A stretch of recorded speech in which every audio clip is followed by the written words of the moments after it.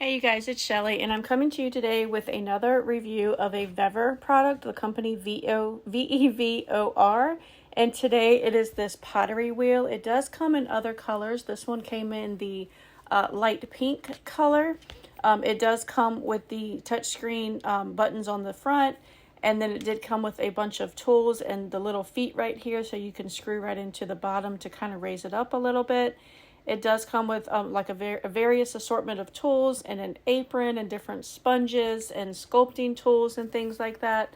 And one thing I will say is be sure that you get pottery clay, because we tried it with like the oven baked type clay first, and it just didn't seem to sit well on the table, as you can see here. So this is the actual pottery clay, and it suctioned or stuck to the plate perfectly. It didn't try to fly off or anything. So here you can see my son trying it out.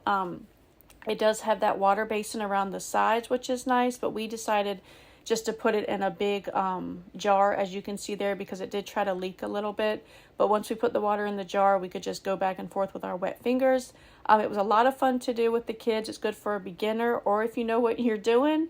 Like I said, it shows you the different speed right there, and then the different buttons, so if you can reverse the spin or go a different way if you want. We were asked by Vevor to receive this for free in exchange for our honest and unbiased review, and I can definitely say it's a lot of fun. It came with all the tools, like the wire you see here to get it off the base, and we will definitely spend a lot of time out here in the shop doing this. It's a lot of fun.